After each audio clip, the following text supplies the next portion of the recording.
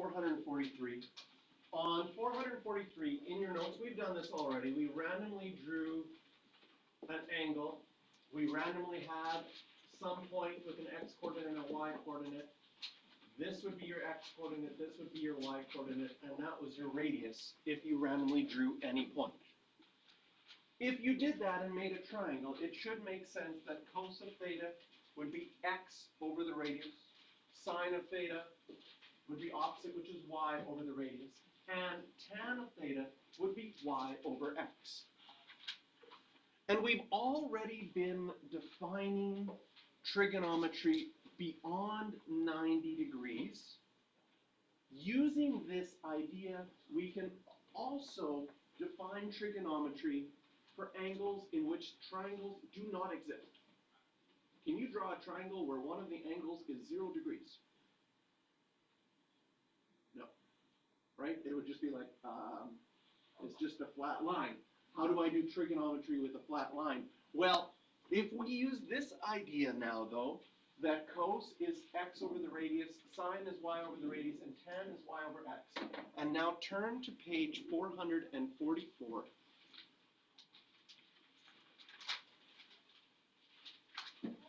We can figure out what would happen if you had, in this case, we're going to just draw a triangle with, we're just going to put the points and say the radius is equal to 1.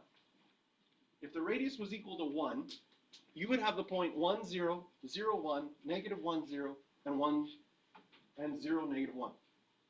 Now, if cos is the x-coordinate divided by the radius, and you had the point 1, comma 0, can you see that cos would be 1 over 1?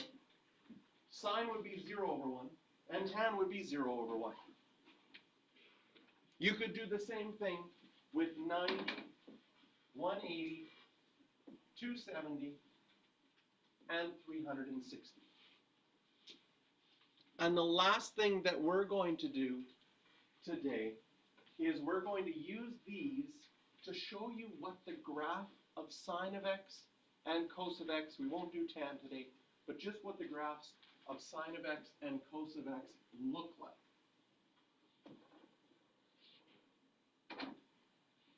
We'll start with sine of x.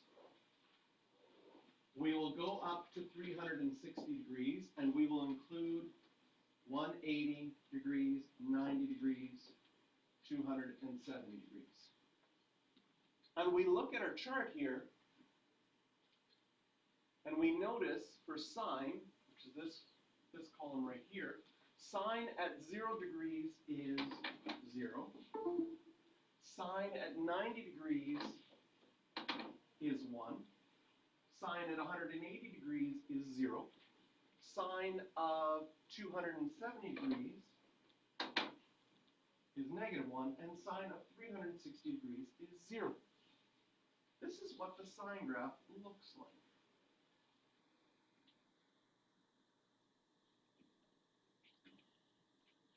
So far. It actually repeats that pattern over and over and squiggles up and down forever. Similarly, I also want you to draw out the cos graph.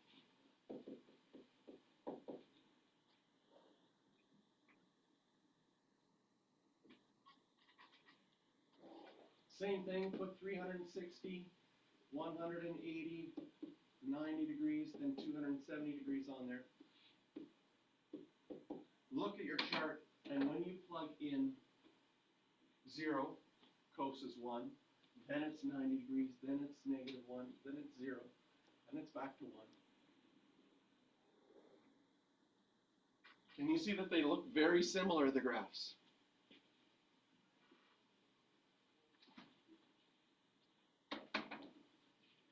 So in addition to your special triangles, where you can do 45, 60 degrees, and 30 degrees, you will also be expected to do these angles 0, 90, 180, and 270 without a calculator as well.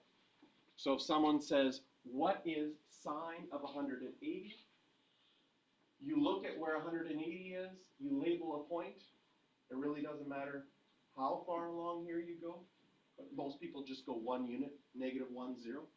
And then you say to yourself, I know that sine is the y value over the r value, so it's going to be 0.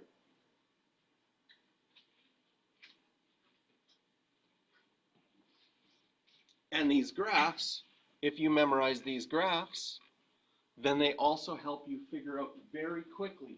See how they have a nice pattern? From the graph, if you wanted to find sine of 90, it's really easy to see that it's 1. If you want to find sine of 270, it's really easy to see that it's -1.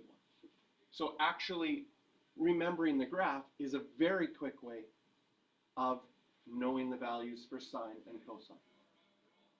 Yes? May I